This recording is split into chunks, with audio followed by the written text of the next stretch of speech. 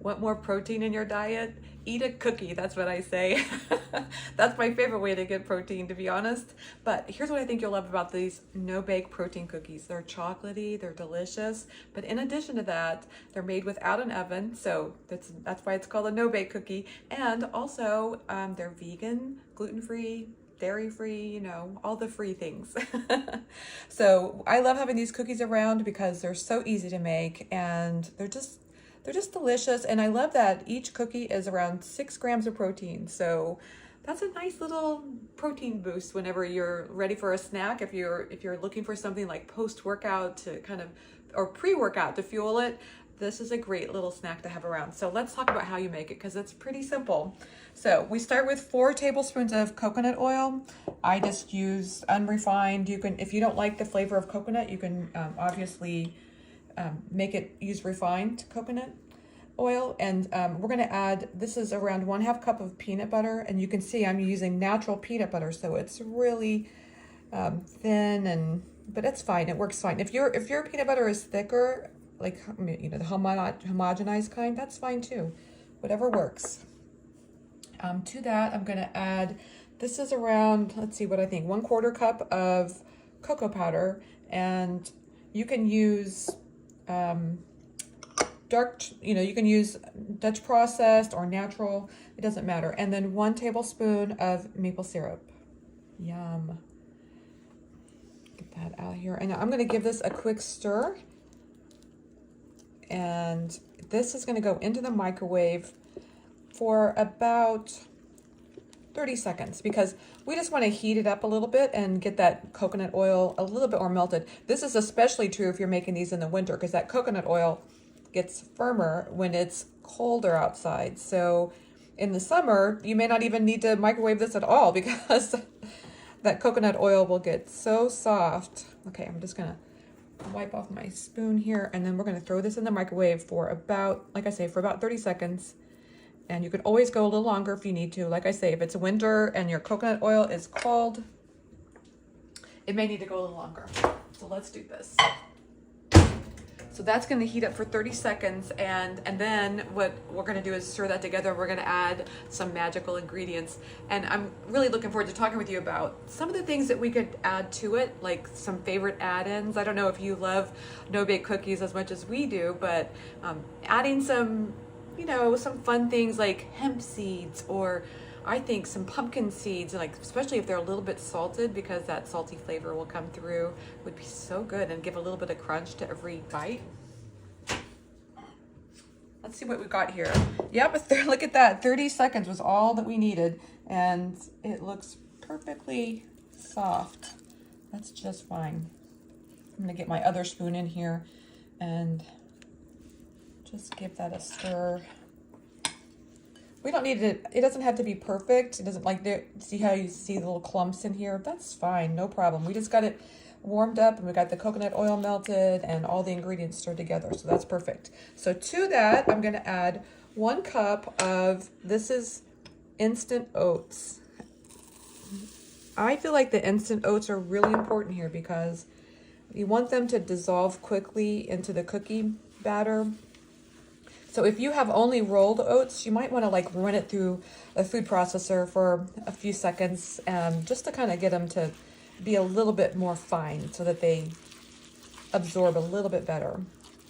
But maybe you like that chewy texture of rolled oats, and if that's you, I think go for it. That's just fine.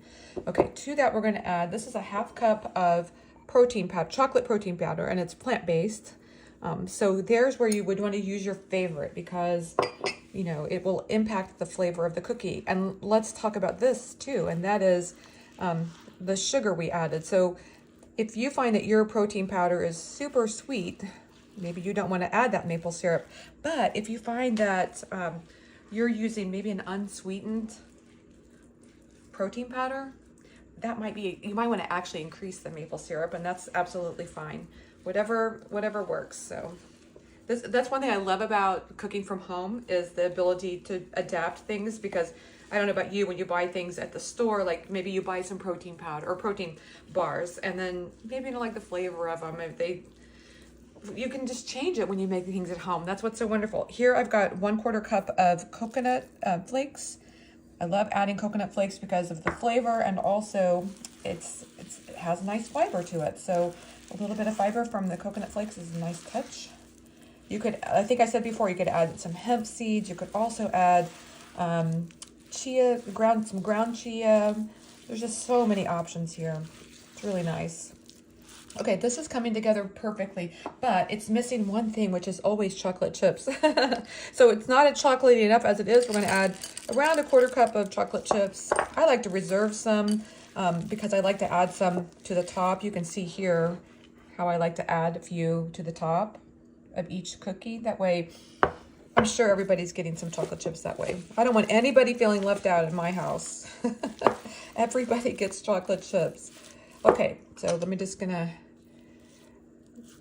we're gonna go with this. This is perfect. It looks so good.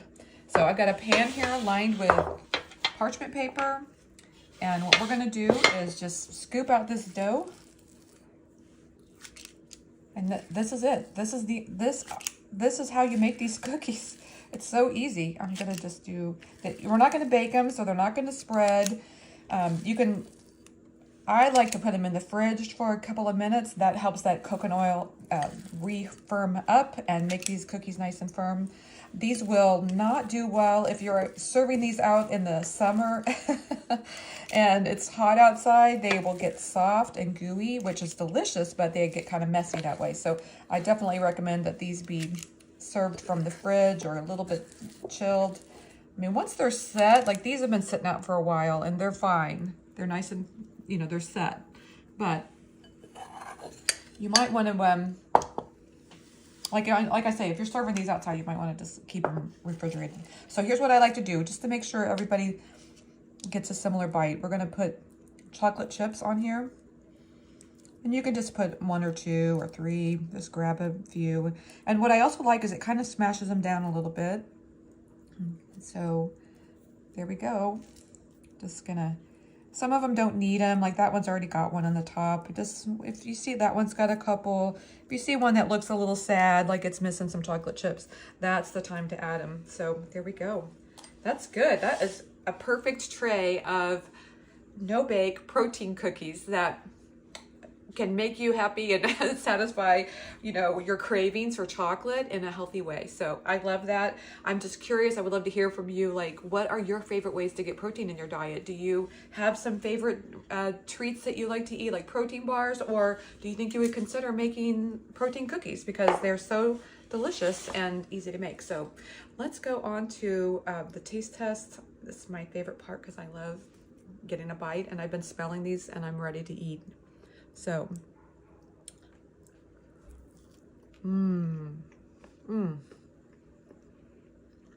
chocolatey, It's got a nice coconut vibe to it, which I love. The combination of coconut and chocolate is so good. I mean, I would totally do this over a protein bar any day. I don't know how many times you've been in this boat where you buy protein bars and you're like, oh, that's not very good. These are delicious. And I think they'd be perfect for travel because, you know, protein is so filling. So having a nice little protein cookie while you're on the road would be so filling and delicious. So good. I hope you make these cookies and I hope you liked today's recipe. And if you did, give it a thumbs up and subscribe for more recipes coming your way every week. Bite number 2.